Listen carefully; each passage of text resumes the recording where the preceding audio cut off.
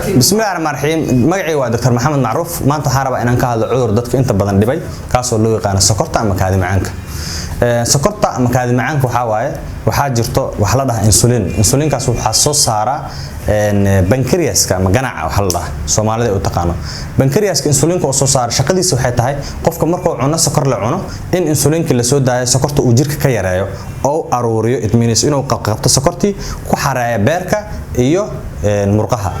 insulinki hadii la waayo markaas ay dhacdaa sokorta sababtoo ah waxa la waayna wixii sokorta aruurin lahaa oo meel dhigi lahaa sokorta sideedaba ama kaadi macaanka laba nooc oo kala baxda labada nooc waxay kala yihiin mid waxa la type 1 diabetic mellitus ah midka labaadna waxa la type 2 diabetic mellitus hadii aan si kale u dhaha midka ku dhaca dhalinyarada iyo midka ku dhaca dadka weyn waa macnaheedu type 1 waxa ku dhaca 35 sano wixii ka yar type 2 waxa ku dhaca 35 sano wixii ka weyn type 1 ka markaan u galno type 1 kaas waxa loo yaqaan diabetic waxa loo yaqaan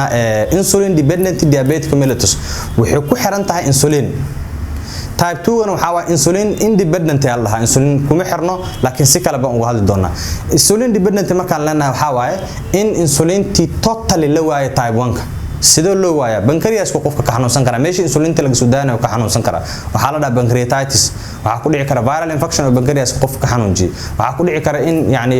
pancreaska jug ay ku dhacdo waxa dhici karta in qofka familiar ay tahay oo wax familkiisa ama familka dadka asaga waalidkiisa waxaasna ay qabeen sidaas awgeed familiar ay noqotay insulin ba laga soo daynay pancreaskiisa qofkaas marka waxa ku dhacaysa insulin laan inuu noolaan karin oo qofkaas mar walba lagu dur insulin hadii insulinka lagu dur waayo oo u dhinto midka laba type 2 waxa waaye insulin jirka way jirtaa laakiin shaqadii ay qaban lahayd ay yaraatay receptorska ay yaraaday marka waxa la insulinti ay jirto laakiin sidii la rabay ma u shaqeynayso qofka markuu sokor badan qaata ama jirkii cunno badan oo sokor ku jirto markuu qaata ma awoodo qofka inuu maintain gareeyo in sokortii jirka lagu xareeyo insulinti maadaama receptorskeedii ay shaqo badan qabanayeen okay calaamadaha lagu garto maxaa kamid ah kaadi macaanka calaamadaha lagu garto waxa kamid ah afar calaamadood afarta calaamadood waxay kala yihiin polyphagia cunno badan oo cuna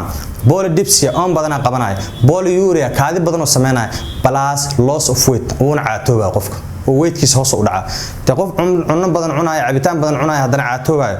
kaadidiisana ay badan tahay hadii aad aragtid suspected sokor waay in markaas la baara ku fiican sokorta marka maadaama jirka qofka ay soo gasho sidee baan kula dhaqanaa sokorta laba weeyaan sokor kula dhaqmeena mar wixii u fiican inaan u sameeyno iyadoo aan la saaxiibno sideen kula saaxiibnaa koow qofka inuu exercise ka badiyo inuu maxay ahaadii cunadii sokorta leh oo iska joojiyo inuu qaato fiber food cunno la dhahaa jirto cunada xoogga iyo qolofta leh sababta sokorta yareysaa jirka ka saarta